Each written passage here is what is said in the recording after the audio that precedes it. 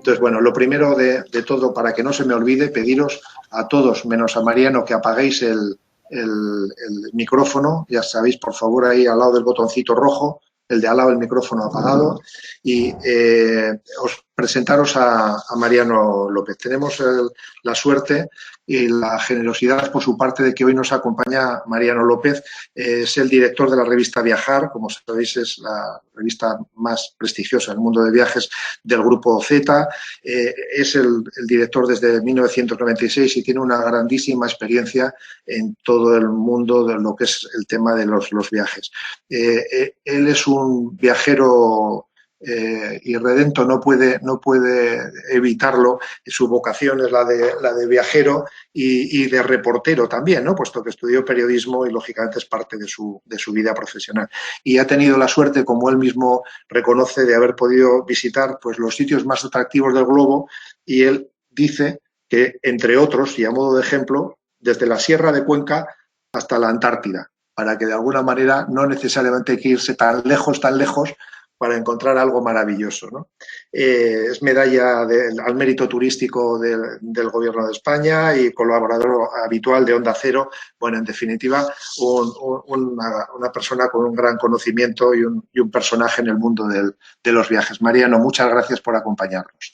Cuando quieras, estamos todos encantados de escuchar. No. Muchas gracias, Jorge. Muchas gracias a todos por su asistencia, por su interés y por sus iniciativas. A mí me ha contado Jorge estos días, bueno, algunas de las cosas que están ustedes realizando, y yo me admiro, lo celebro y me encantado en el primer momento para vernos, modestamente, para ver qué podemos hoy aportar información y alguna despedida sobre algún detalle. Por supuesto, me hubiera gustado estar allí, Bilbao, con ustedes, disfrutar del día, disfrutar de la compañía. A mí esto de la informática, voy a tener que hacer muchos talleres antes de que me acostumbre, y más talleres aún para que me guste. Pero bueno, vamos a verlo. Bien, vamos a ver, me decía Jorge, vamos a hablar del futuro. Bueno, con una pega que compartirán todos ustedes. Hablar del próximo mes es muy complicado, muy complicado. Yo no he encontrado ninguna bola de cristal capaz de dibujarnos cómo vamos a vivir en el tema de los viajes el próximo mes. Me temo, hay algún indicador que señala que no vamos a poder ir muy lejos, pero sí va a ser más fácil hablar de los próximos años, porque si algo ha demostrado el turismo, especialmente en los últimos 20, 30 años, es eso que llaman ahora, le ponen siempre el adjetivo, la resiliencia, es decir, su capacidad de superación de infinitas crisis, que cuando estábamos dentro de la crisis pensábamos que era imposible salir de ahí. Crisis relacionadas con el aumento del precio del petróleo, crisis relacionadas con la seguridad, esta también tiene que ver con la seguridad, pero de otro tipo. Las relaciones en todo el mundo de los viajes han continuado, han mejorado, no solamente porque el mundo ha girado a favor del turismo, sino porque el mundo ha girado a favor de una economía global, y eso es lo que vamos a ver. Si les parece, vamos a hablar, el tema era del 2030, voy a procurar ser lo más rápido que pueda, para que luego nos quede algún tiempo para el coloquio, y por supuesto dentro del coloquio, si ustedes quieren abordar preguntas, temas relacionados con el próximo mes o con los próximos meses, yo a su disposición, porque alguna información voy recopilando. Voy a ver si soy capaz de colocar la conferencia aquí y vamos repasándola. Entiendo, y para explicarlo que me disculpen, que algunas de las referencias que estamos haciendo es como si ahora nos situáramos hace 4 meses. Algunos datos son tendencia y por eso son importantes, y otros datos hay que actualizarlos y también ver cómo vamos a estar dentro de un año, dentro de 2 años. El mundo de los viajes en el 2030, hay como 3 grandes parámetros que son los que han cambiado el mundo de los viajes en las últimas 2, 3 décadas. Esos parámetros son Internet. Comento aquí que para muchos puede ser, quizá es la revolución mayor que estamos viviendo, que tiene muchas aristas, muchos flecos, muy importante. China es otra enorme revolución. En muy poco tiempo, China ha sacado 800 millones de personas atrás de la pobreza. Ahora mismo China es la tercera, de toda la producción económica mundial, prácticamente se acerca a la tercera parte. Y luego la aviación, que es lo que vamos a repasar más fácil. La aviación, hasta hace 3 meses por lo menos, son datos del año pasado, del cierre del año pasado, del 2019. 4.500 millones de viajeros, 45.000 rutas aéreas. El récord de vuelos se registró el año pasado, el 25 de julio, 230.000 vuelos en un día. Dice, sí, pero siempre podemos hablar de eso, pero es que ahora la aviación está parada efectivamente, y piensa en una caída del número de viajeros este año que puede estar en el torno del 30%. Pero ojo, porque, por ejemplo, hoy EasyJet ya ha empezado a vender viajes para la Semana Santa del 2021. Ha abierto ya el portal y la aviación no se evapora. Estamos en un momentos difíciles de ver, pero esta la situación. Jamás habían estado tantas ciudades conectadas, jamás había habido tantas rutas y jamás había habido una presencia tan importante, sobre todo en Oriente. Piensen que de las 20 rutas internacionales más transitadas en el mundo, 15 están en Asia. La primera, la más importante, Kuala Lumpur, la capital de Malasia, y Singapur, que tiene 82 vuelos diarios, a la que siguen la ruta de Hong Kong a la capital de Taiwán, Yakarta, la ruta entre Singapur y Shanghái. Fuera de Asia, la primera ruta importante es Sydney-Melbourne en Australia, Mumbai-Delhi en la India y luego la ruta de Londres a Nueva York. Los vuelos a fecha del 2019 tenían ese precio de tarifa promedio. Dicen, pero si yo nunca he pagado algo tan barato. Bueno, tarifa promedio en lo que son los datos de la IATA, es decir, el coste del avión. Piensen que cada vez que pagamos un billete, pagamos el coste del avión y las tasas del aeropuerto, que a veces tienen un coste similar al del avión. En cualquier caso, las tarifas de los vuelos, y ese, insisto, el dato de la IATA, de la Asociación Internacional de tal, están siendo un 60% más baratos que en el año 2000, que está relativamente ahí al lado.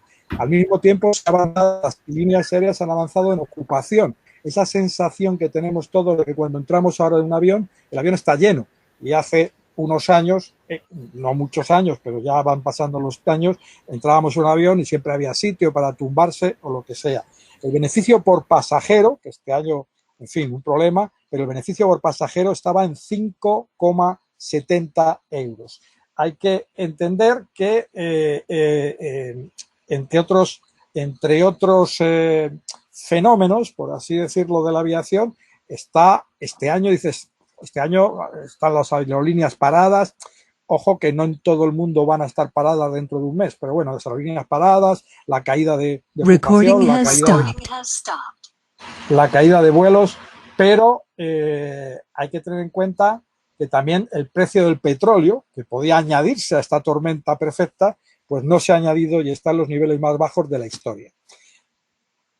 Los vuelos, lo que hablábamos, importante también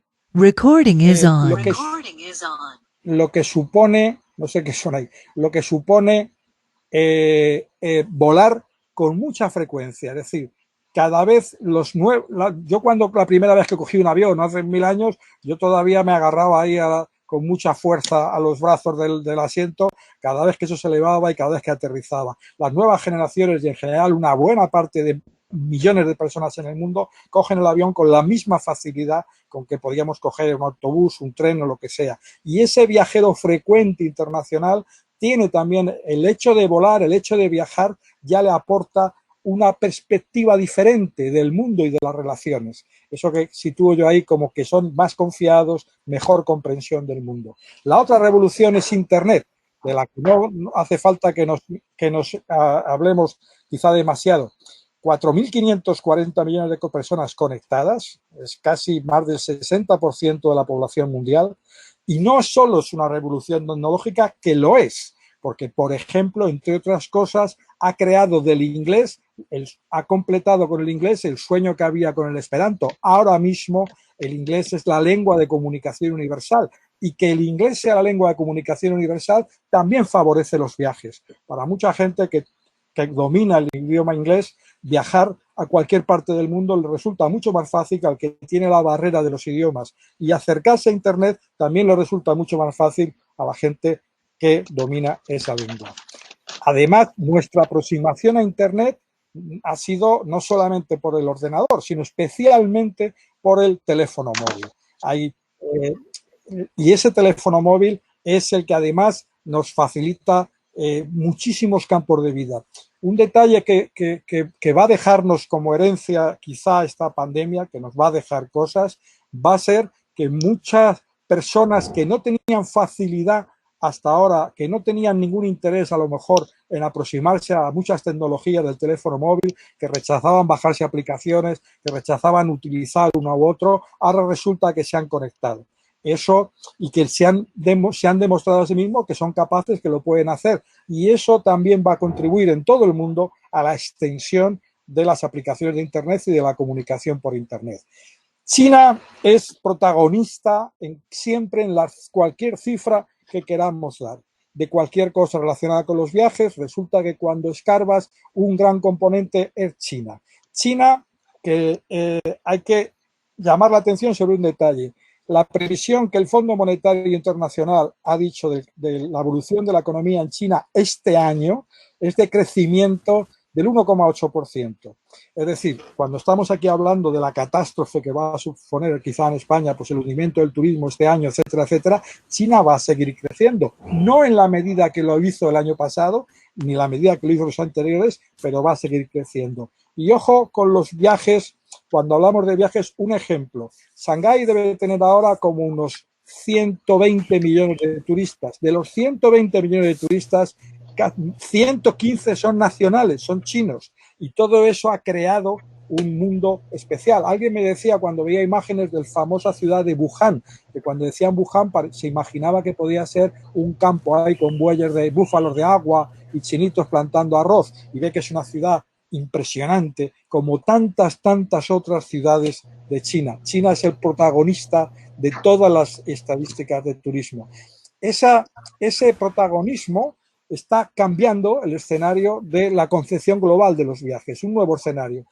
¿Qué llamaba yo ahí un nuevo escenario? Pues, digamos, el turismo mundial, digamos que ha tenido durante muchos años un componente especial, y era que los países ricos y fríos del norte buscaban los países cálidos y baratos del sur. Ese modelo, así explicado a grandes rasgos, ese modelo donde más se ha dado ha sido en Europa, y también se ha dado en otras partes del mundo, a la América que buscaba el Caribe o Asia que buscaba el sudeste asiático. Pero ahora el centro de gravedad que estaba del turismo en Europa se está desplazando hacia el este. Está creándose una gran suma de atractivos turísticos, casi todos en el este, para favorecer a este gran mercado que es el chino. Ese es un cambio que comento yo, que acaba de comenzar y que se está modificando el panorama hotelero, de comunicaciones, de viajes en todo el sureste asiático y en general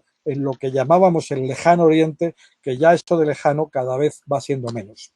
El número de viajes mundiales, interesante. La previsión que tenía la Organización Mundial del Turismo para este año era de que estuviéramos en 1.800 millones de turistas. La caída en el turismo este año nos va a devolver al nivel de 2012. Eso es la previsión que tiene la OMT y nos va a llevar a 1.500 millones de turistas. Ojo con minusvalorar esa cifra a pesar de la caída, porque hay que entender que hace 40 años el número total de turistas en el mundo era de 200 y pico, y estamos hablando al terminar este año con uno de los mayores problemas que se ha enfrentado la humanidad en las últimas 3, 4, 5 décadas, que nos vamos a quedar en 1.500 millones. Importante también saber que el 45% de los vuelos mundiales está entre India y China, que sumadas dan la tercera parte de la población mundial. Y en el mapa, bueno, pues lo que comentaba, eso de los cambios en los flujos turísticos, vamos a pasar de de que Europa tenga un protagonismo a que lo tenga Asia. Cambios en la demanda. Interesante. A ver, varias cosas ahí.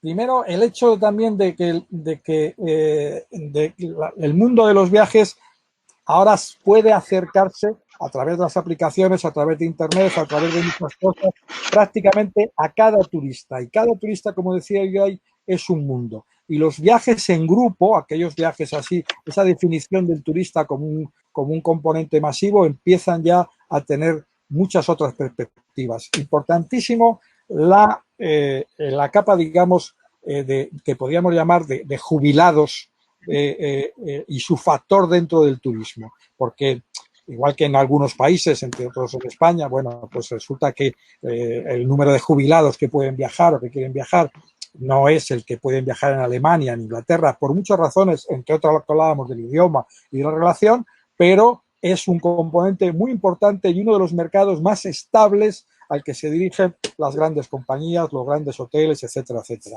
La desigualdad, sí, eso es una tendencia.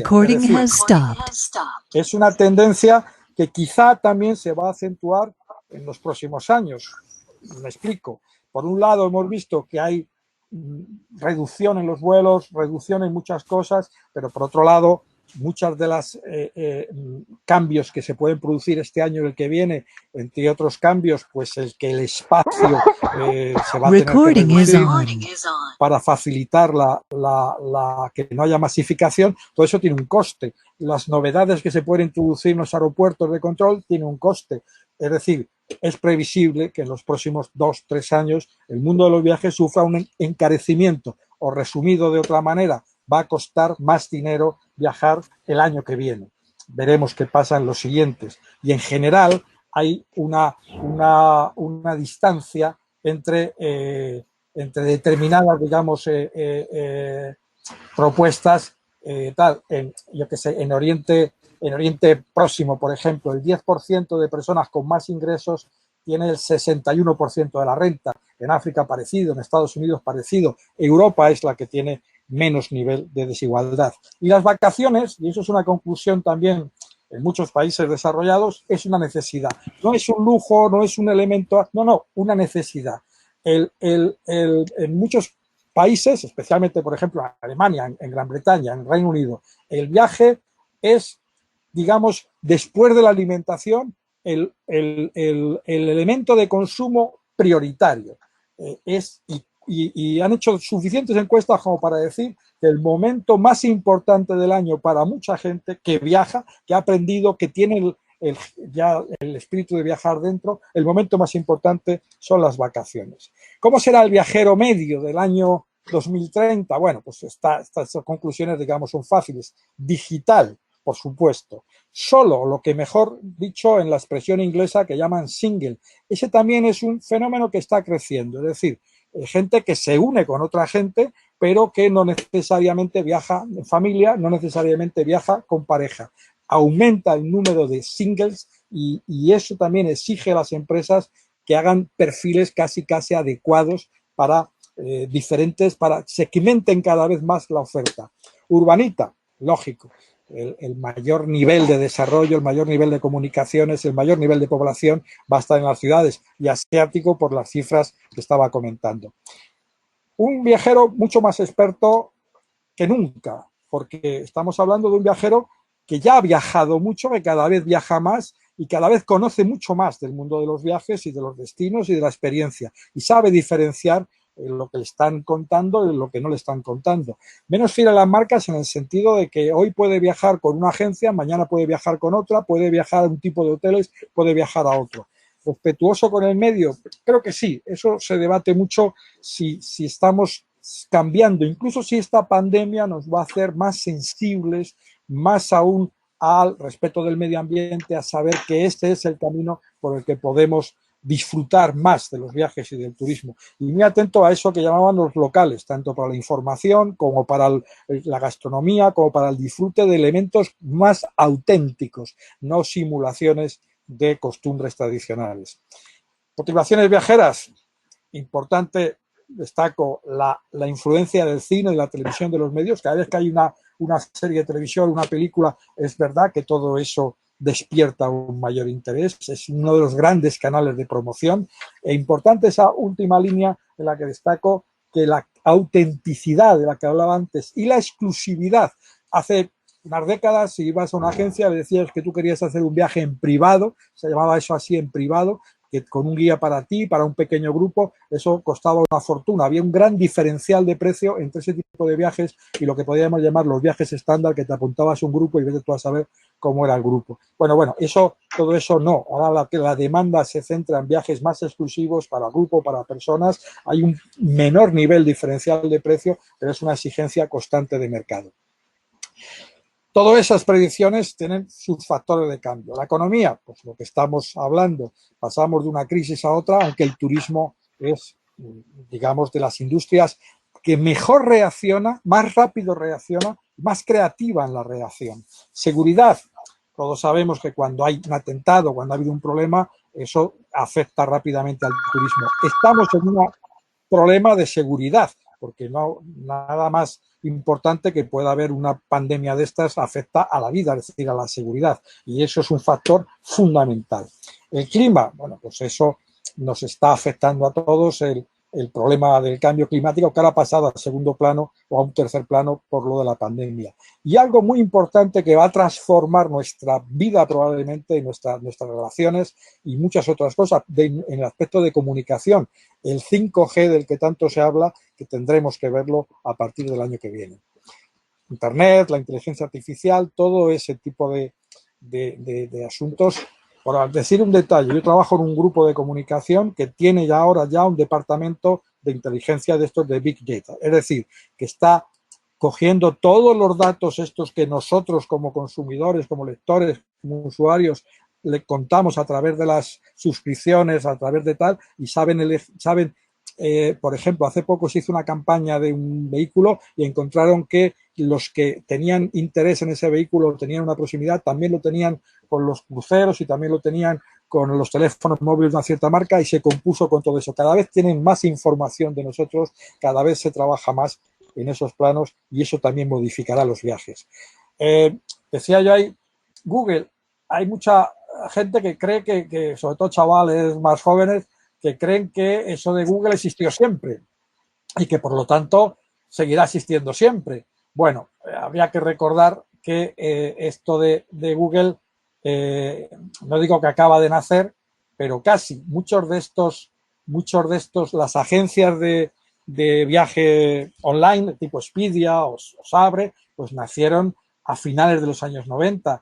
En el 2004 fue cuando nació Facebook y TripAdvisor. En el 2006 Twitter, en el 2007 Facebook en español y en el 2011 Google Maps. Es decir, estamos viendo que muchas de estas empresas que ahora son súper poderosas están recién nacidas. Todas tienen desarrollado un mecanismos para conocer mejor al viajero, para atenderle antes, durante y después del viaje. Esa es un poco la función. Algunas tienen más facilidades para lo que es la gestión del viaje y otras están centrándose más, compitiendo con otro tipo de publicaciones, de medios de comunicación, en lo que podríamos llamar la inspiración del viaje. La preocupación elevada a la masificación se va a acentuar en estos próximos meses y quizás hasta el año que viene con el problema que tenemos encima. Ojo, es muy difícil imaginar el turismo no masificado. A ver si me explico yo eso. Es decir, es muy difícil, es posible que se hagan determinadas reducciones de normas que eviten que haya gente en contacto a menos de 2 metros en los próximos meses o quizá en un año hasta que aparezca la vacuna o un tratamiento adecuado, pero es muy difícil también imaginar que en una plaza como la San Marcos de Venecia haya que verla con mamparas de plástico. Y algunas imágenes que nos pueden iluminar, como yo decía, primeras imágenes de 2030. Esto se corresponde con algo, digamos, ya real, la posibilidad de construir parques de ocio, ciudades enteras, fuera de lo que es el marco de una ciudad ya establecida, y esas ciudades tienen condiciones de aislamiento, condiciones de de diversión, muchos servicios que uno pueda imaginar, los puede construir no dentro del marco de una ciudad que te ahoga, porque te impide y te modifica, sino fuera de la ciudad. Este es el modelo de avión en el que están trabajando KLM, con una universidad holandesa. Es un modelo que, bueno, llamativo la disposición que tiene en nube, interesante que por dentro contempla también la posibilidad de que haya literas y la posibilidad de que haya diferentes configuraciones de asiento que ahora no contemplan los aviones convencionales.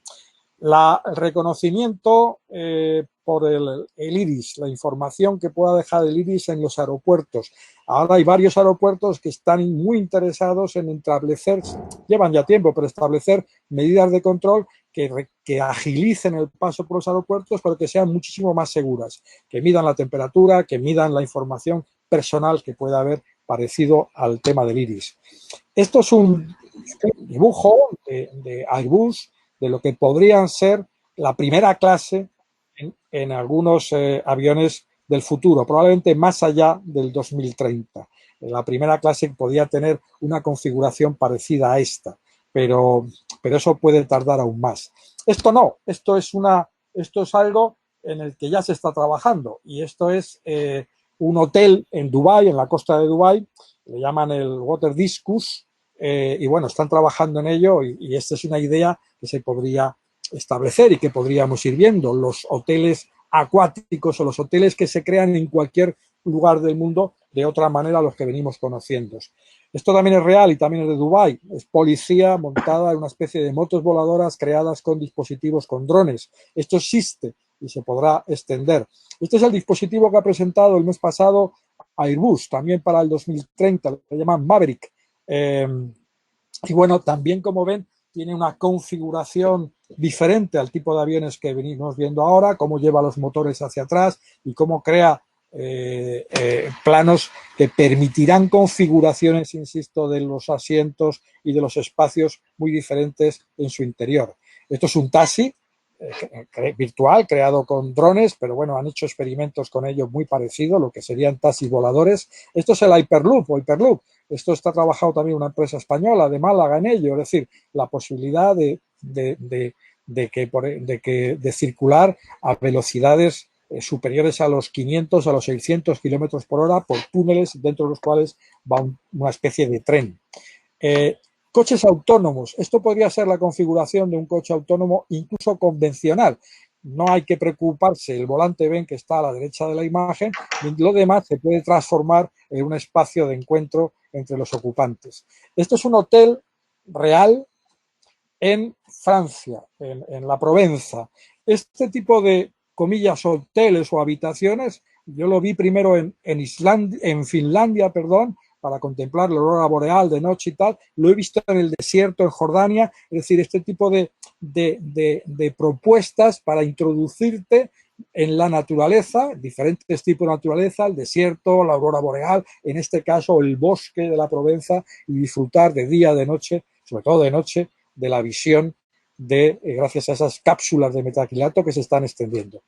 Este es el Virgin, el SpaceX 2, es decir, la idea de Virgin de que sigan tiempo trabajando en que si no se puede viajar, digamos, al espacio, a la Luna, aunque lo cuenten así, sí se puede crear un gran centro. En Nuevo México están trabajando con eso, un gran centro con hoteles de lujo que te expliquen y que se puedan hacer experiencias como puede ser, por ejemplo, volar a una altura suficiente para ver la curvatura de la Tierra o experimentar en tierra o en el aire el efecto que pueda tener durante un tiempo la falta de gravedad.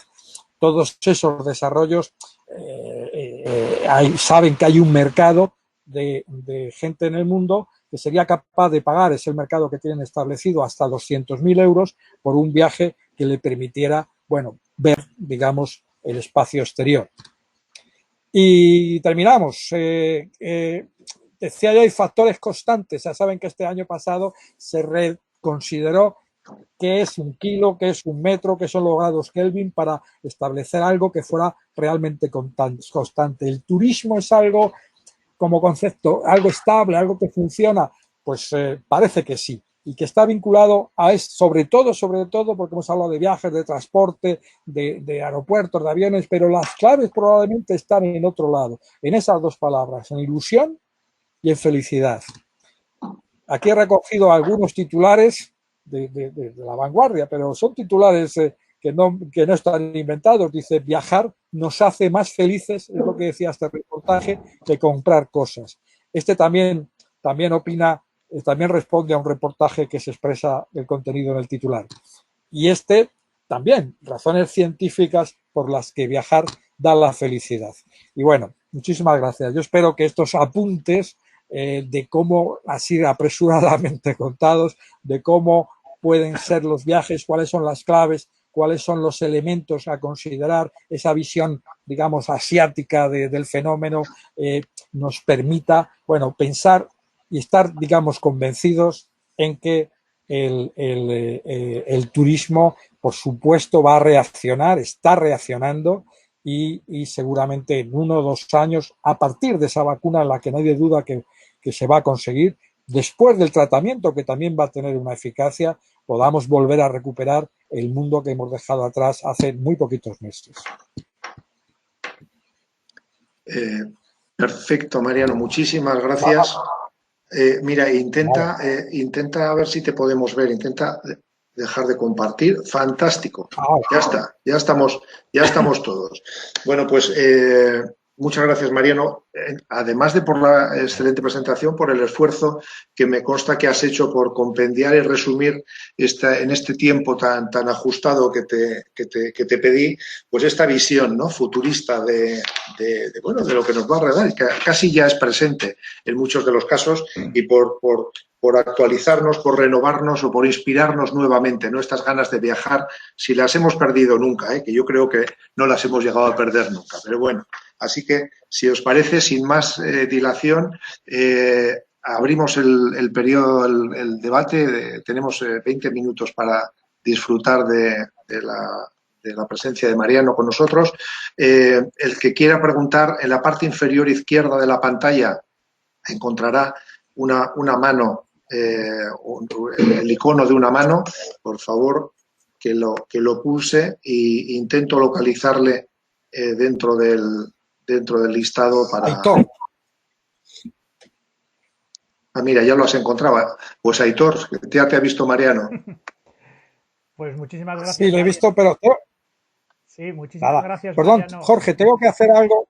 Nada. Tienes el micrófono, simplemente contestar a la pregunta de Aitor. No tengo que ponerlo como mosaico, Sí, para mosaico mejor, porque así nos ves a todos. Sí, donde están los cuadraditos, los 4 cuadraditos, Mariano. Ya estás, ¿no? Ya lo he hecho bien. No quería tocar un botón adecuado. Genial, ya estás, licenciado. Ahora veo muchos cuadraditos y ninguna imagen. Vale. Sí, ahora te veo. Vale. A ver, Aitor, perdona. Mariano, no sé qué has tocado, pero me está centrifugando la lavadora, ¿eh? Era broma. Lo primero... No. Me da miedo esto. Muchísimas gracias por haber compartido con nosotros tu conocimiento y por haberte prestado para estar en este foro, que para nosotros es muy especial, y que venga gente de tu prestigio pues tiene muchísimo valor.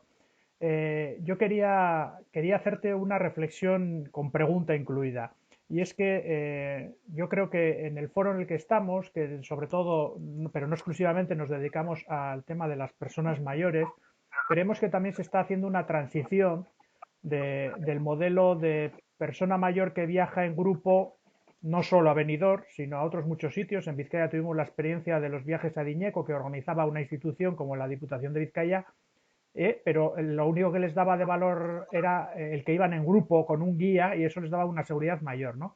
Pero yo creo que los nuevos jóvenes ya ese modelo no lo siguen, ¿no? Van por su individualidad, etcétera, etcétera. De hecho, hemos visto cómo ha eclosionado la pandemia a nivel mundial, y al principio había muchas noticias de gente que estaba fuera, que tenía que regresar, y incluso había gente mayor, mucha gente mayor que estaba por ahí viajando en cruceros, etcétera, etcétera.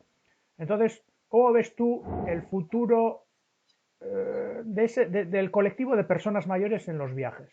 Gracias. Gracias, Héctor, tus palabras. Vamos a ver, yo algo, es verdad que he acelerado mucho yo la presentación, pero algo yo creo que me he referido a eso desde mi convencimiento absoluto. Y es que decía que hay uno de los elementos fundamentales en la industria de los viajes internacional son los mayores de 60, 65 años, según quien, evidentemente, si vamos reduciendo y vamos a los 55, pues aún mejor. No se contempla, creo, dentro de la industria de los viajes, no se contempla en general esa imagen del turista mayor que va en grupo, que va, digamos, protegido, que no ha viajado nunca. Yo creo que esa imagen tiende a, digamos, a reducirse. No voy a decir a desaparecer porque no, tiende a reducirse. Es verdad que hay un componente muy importante, hay algunos componentes muy importantes, entre ellos y especialmente el dinero. Es decir, los pensionistas británicos y los pensionistas alemanes y algunos otros pensionistas, por hablar de pensionistas, tienen unas posibilidades económicas que les permite acceder al mundo de los viajes. Ojo, que no todo, y hay otras personas que aparte de la pensión o no pensión, sus condiciones económicas se lo permiten. Pero es que estamos hablando de personas que llegan a esa edad con una expectativa viajera y con un pasado viajero. Es decir, no estamos hablando, como podíamos hablar, de nuestros padres, de nuestros abuelos, de lo que sea, de gente que no había viajado nunca y que incluso tenía temor. Yo te lo cuento de otra manera. Yo lo que digo es, vamos a ver, mi abuelo nunca salió del pueblo, de la serranía de Cuenca, ya que lo ha citado antes Jorge. Jamás salió del pueblo. Mi padre jamás cogió un avión. Nunca cogió un avión, ni se le ocurría coger un avión. Yo me muevo en este ambiente y mis hijos seguramente, no recuerdo ya, pero se han subido a un avión pues, con muy poquitos años. Y uno de ellos es diplomático, trabaja en una ONG, es decir, están todo el día moviéndose y entienden el mundo de otra manera. Cuando tengan 50 y tantos años, bueno, su comprensión de los viajes no se perciben como gente que no puede viajar, ni gente que somos un grupo, es que la edad tal. Más luego otro factor importante, la forma física. La forma física, eso también ha ido modificándose. Hace algunos años o X años, una persona con 65 años ya prácticamente era una persona que tenía que estar ahí vigilando las obras, no tenía más fortaleza física que para eso. Pero ahora eso no es así. Y ahora hay gente que se cuida. El dominio de los viajes, el viajar te hace que tú sepas que vas a controlar los viajes. Tú tienes cada vez más experiencia, más conocimiento de los viajes. Yo de ninguna manera creo que, y además lo veo, fíjate, en la revista hemos iniciado hace unos años, hemos iniciado viajes, llamamos expediciones y nos movemos por diferentes partes del mundo. Y son grupos, pues que sí, que hay de todo, pero sobre todo una cierta edad. Una cierta edad llamo yo a partir de 55, eso es una concreta edad, y son grupos de un nivel, a mi juicio, viajero excelente, que capacitados para ir a cualquier parte del mundo. Es un lujo ver la preparación, el conocimiento, en muchos aspectos que se adquieren viajando. Así que no sé si con eso respondo, pero yo creo que esa idea de la persona, comillas, mayor, ajena a los viajes y ajena a cierto tipo de viajes, ni siquiera. En esto de las expediciones hemos ido al Amazonas, hemos ido al Tíbet, hemos ido a la Antártida, hemos ido a la India, a los parques de los tigres y lo que digo, y no eran chavales jóvenes. Probablemente lo que será difícil para el mercado es al revés, captar chavales jóvenes. ¿Por qué? Los chavales jóvenes, por muy preparados que tengan y mucho nivel que tengan de inglés, pues tienen sus dificultades también económicas, quizá a veces más incluso que las de los mayores, y tienen otras expectativas y otra relación. Yo creo que ahora mismo quienes tienen más posibilidades y están disfrutando más de los viajes tienen ya una edad por encima de los 55. Gracias, Marino. Carlos, tiene la mano levantada cuando quieras, Carlos. Gracias, Mariano. Yo quería hacer una pregunta. Todos somos, como bien has dicho, todos tenemos mucha experiencia. Y tenemos experiencia en dos facetas, en la de viajar y en la de recibir turistas, ¿no? Recibir viajeros. Entonces, mi pregunta va relacionada con esto y es, hemos visto que el impacto del turismo en muchas ciudades pues ha sido, pues digamos que muy agresivo, pues claros ejemplos, Ámsterdam, Venecia, Donosti, en fin, Barcelona, que tengamos más o menos próximos y conocidos. Y mi pregunta va por ahí. ¿Cómo la industria turística va a afrontar algo y si esta pandemia, que probablemente ha cambiado algún orden en nuestros valores, va a afectar en la visión que tiene, o sabes ya si va a afectar en la visión que tiene la industria turística sobre esto? Gracias. La pregunta mía. Vamos a ver. Está claro que la perspectiva que podemos tener de este problema en España, que es un país líder en turismo vacacional, que es el segundo país del mundo en recepción de turistas y el segundo país del mundo en ingresos por turismo. Está claro que la preocupación es elevada porque además, a diferencia de China, que decía yo antes, España no puede subsistir su industria con el turismo interior. Necesita el turismo exterior. Es una maquinaria organizada y apta para recibir 80 millones de turistas. Ahora le reduces, le quitas 80 millones de turistas y la maquinaria colapsa. Entonces yo creo que la industria turística en España, lo que está haciendo en España y en otros lugares, en Italia, el porcentaje que supone el turismo para el PIB es superior al de España, un punto por encima. El turismo en Italia también muy importante. ¿Qué se está haciendo? Bueno, pues primero es un impacto brutal, es decir, se ha quedado toda la industria descolocada. ¿Cuál ha sido la primera mirada? La primera mirada ha sido a los respectivos gobiernos para pedir ayuda, para pedir que las empresas no se destruyan.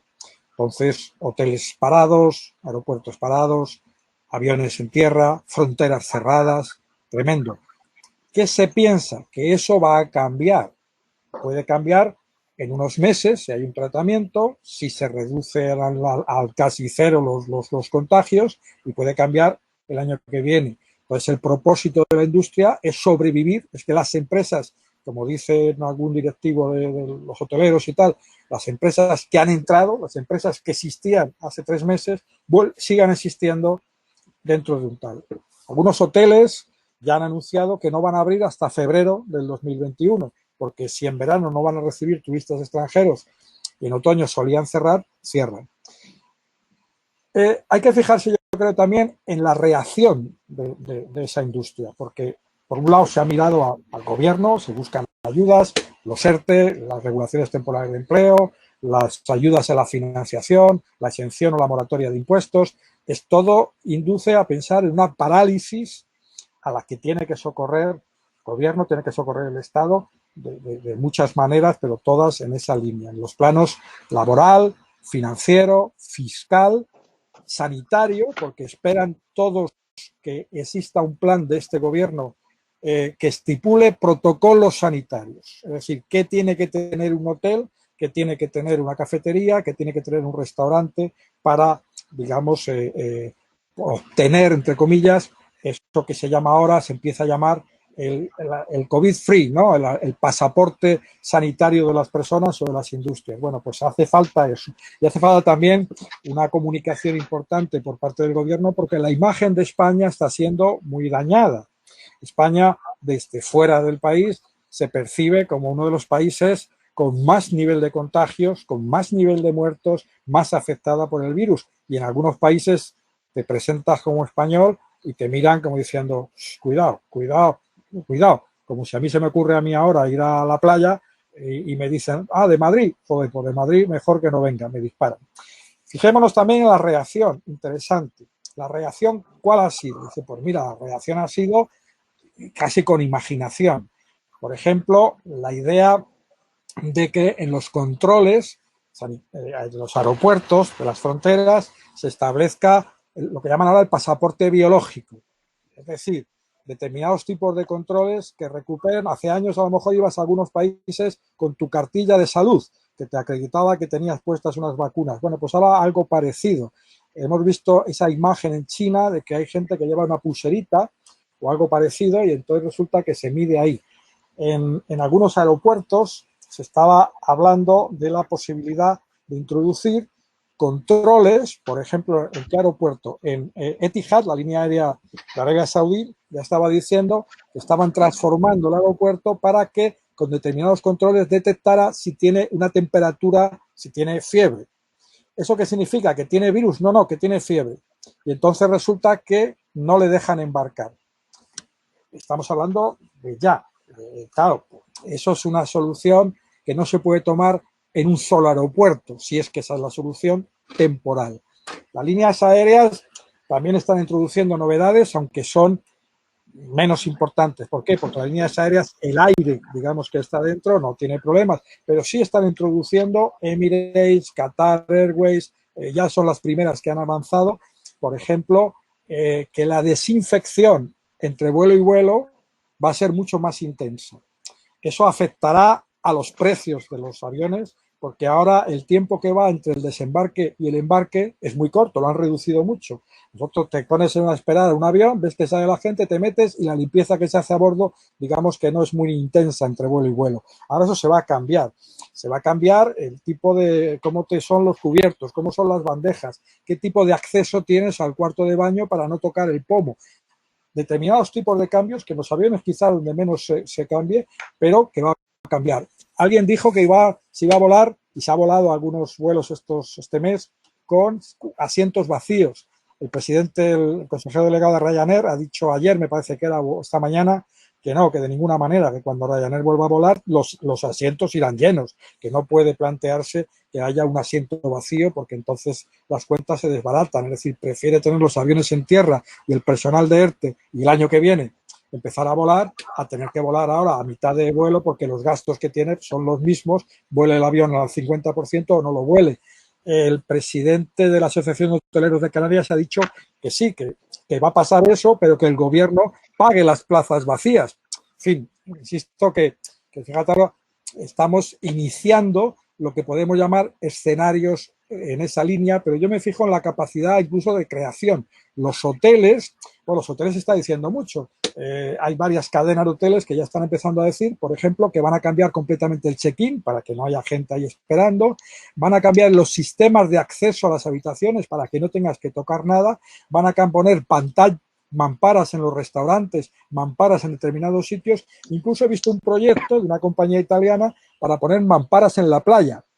Coger mamparas, hacer como cubículos de metacrilato para que la gente esté tomando el sol con su tumbona en la playa. Yo creo que todo eso hay que verlo como una respuesta creativa del sector.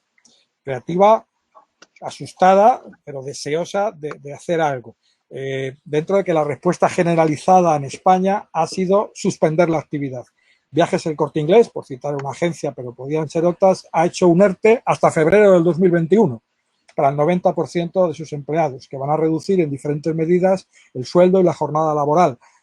¿Quiénes van a reducirlo más? Los que tienen que ver con los congresos, los que tienen que ver con los festivales, los que tienen que ver con manifestaciones de viaje, digamos, donde las mamparas, por decirlo así resumiendo, son imposibles.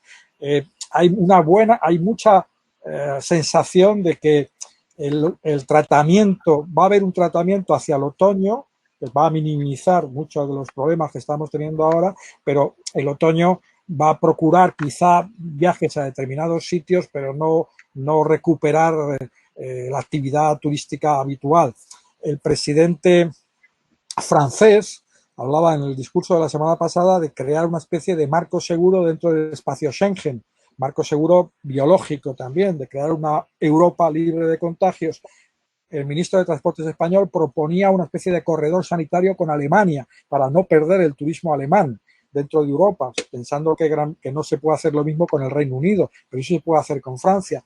En fin, yo creo que el sector que todavía está en la lona, como se decía de los boxeadores, todavía está en la lona y sin aire del impacto que ha sufrido pues en un mes, porque en un mes y medio, el impacto que ha sufrido, que hemos sufrido todos, está empezando a recuperar, a crear ideas y sobre todo a demandar instrucciones, porque esta pandemia es nueva, es la primera vez que tenemos una experiencia así y no hay ni siquiera un protocolo, digamos, sanitario estable para hoteles, para restaurantes, para líneas aéreas, para aeropuertos, y el turismo es una cadena complicada que llega al final a mucha gente que está sufriendo especialmente esto porque se encuentra con que su modo de vida diario dependía de eso y no hay gobierno que le ampare cuando de repente desaparecen los turistas. Vamos a ver qué pasa. Muchas gracias, muy interesante. Perdón que me haya extendido. Gracias, gracias, Mariano. Mira, tenemos una pregunta más de dónde estás, Arturo. Te he visto antes. Aquí estás, Arturo de Guiar.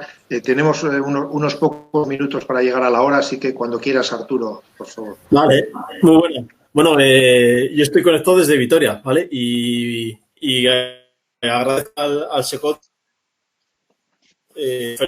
que mi pequeña empresa de visitas guiadas en Vitoria nace en el SECOT de Álava. Así que aprovecho para daros las gracias.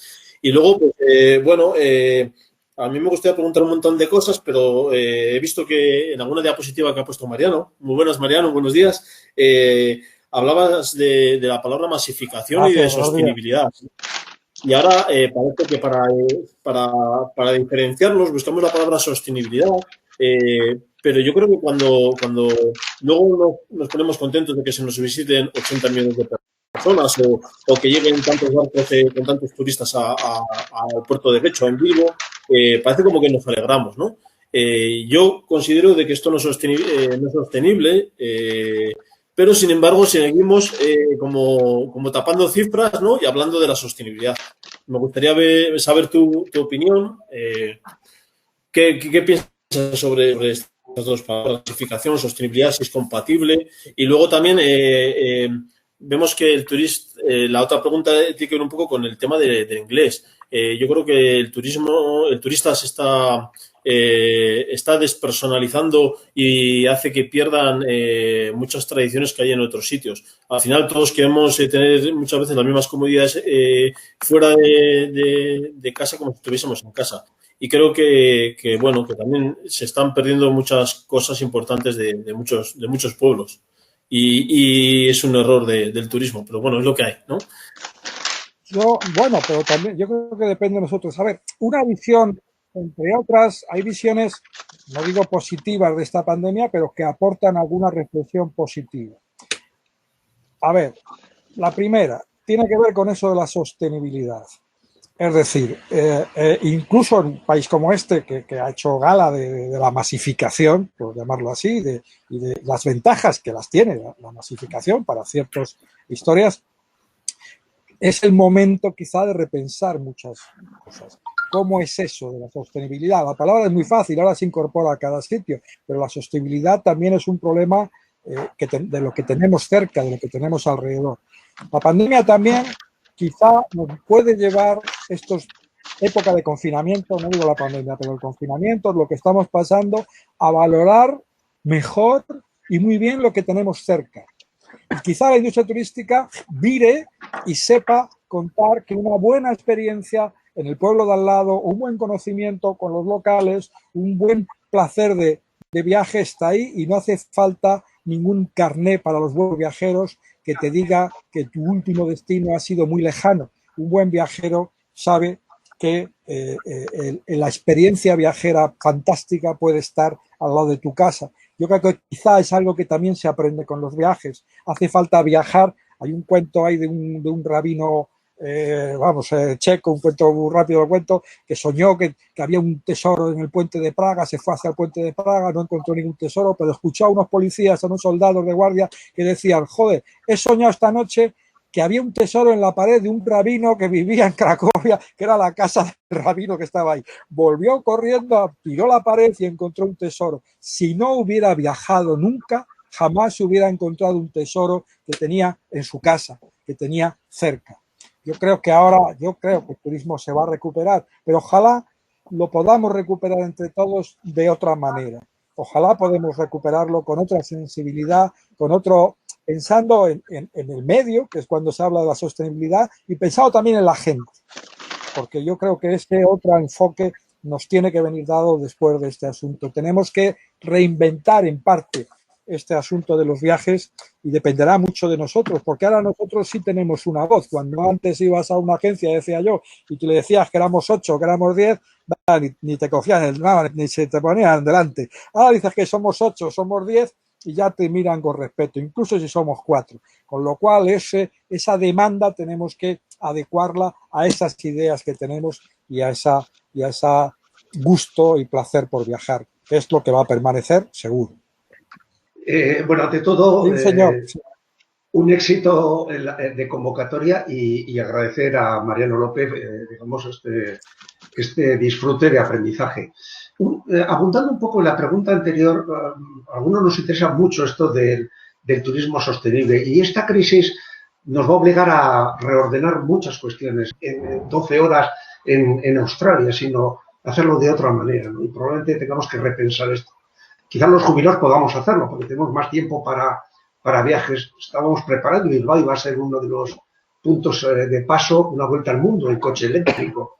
Pero el tema de aviones, quizás los barcos pasen a ser también, no sé si se recuperaremos veleros o barcos más con hidrógeno, por ejemplo.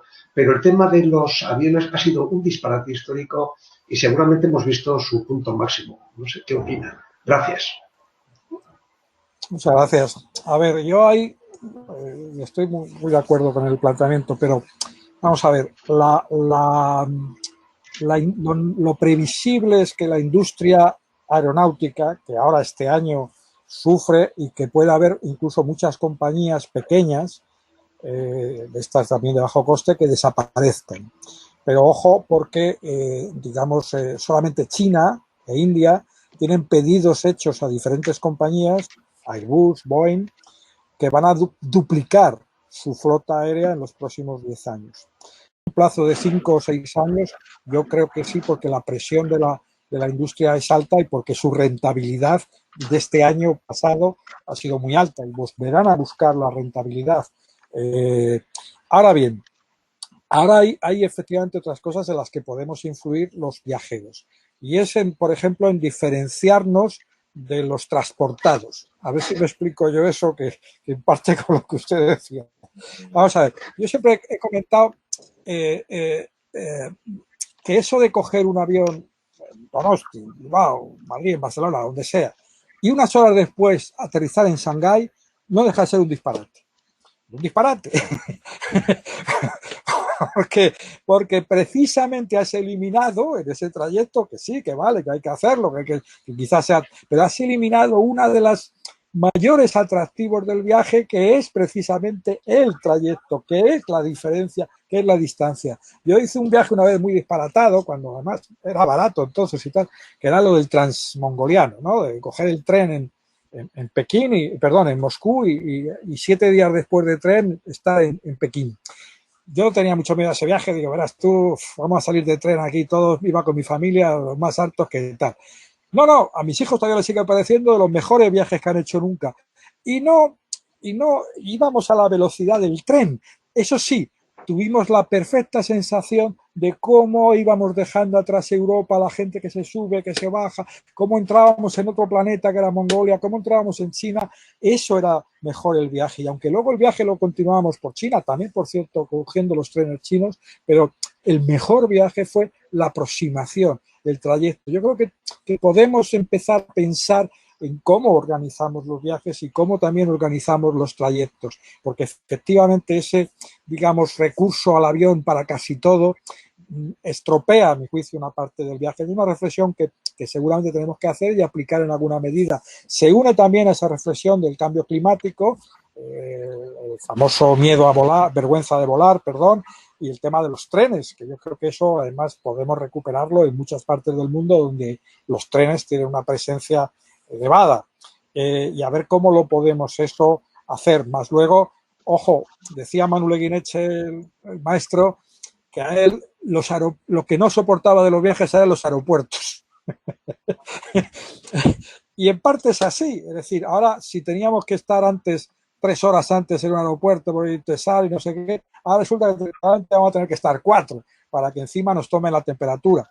Bueno, a ver cómo nos organizamos los viajes para que sean sostenibles y para que respondan a lo que le pedimos a los viajes. Si es verdad que somos ahora protagonistas, más que lo hemos sido nunca, de los viajes, pues bueno, ejerzamos esas sensibilidades, ejerzamos esa manera que tenemos de ver los viajes y apliquémoslo, porque al final eso es lo que va creando modelo. La industria reacciona con la oferta también a la demanda. Esa interacción somos en parte protagonistas. Ojalá la podamos construir desde nuestros viajes. Por cierto, si me permiten una última, Jorge, Sí. un detalle, por si cortamos y tal. A mí me tienen siempre a su disposición, siempre. Yo estoy encantado y, bueno, Jorge tiene mi correo, mi teléfono, etcétera. Siempre me tienen a su disposición. Yo encantado. Yo por encima de cualquier oficio que tal, lo que soy es un apasionado del sector, de los viajes y un aprendiz de viajes y de los viajeros. Me parece que los mejores momentos que he podido ir y muchas de las mejores personas que he conocido, las he conocido viajando y estoy muy agradecido a este mundo de los viajes que me cautivó. Yo, por ejemplo, en el caso profesional, yo no quería ser director de viajar, me parecía que una revista, que yo era periodista, a mí es una revista de viaje, me parecía una tontería. Yo era periodista de otras cuestiones, yo hacía economía y tal, y se me nota todavía un cierto ramalazo por las estadísticas y los datos y tal. Y entonces me dijeron, no, 3 meses. Bueno, venga, quédate el verano de director porque ha surgido. Digo, bueno, 3 meses. Llevo casi 25 años. Entonces, largos los 3 meses. Pero es porque este sector te engancha y es especial. Es especial la sensibilidad a la gente con la que te encuentras. Y creo que merece la pena. Insisto, lo que quería decirles, que ahí me tiene a su disposición en cualquier momento y para cualquier cosa que a ustedes les parezca oportuno que yo pueda colaborar.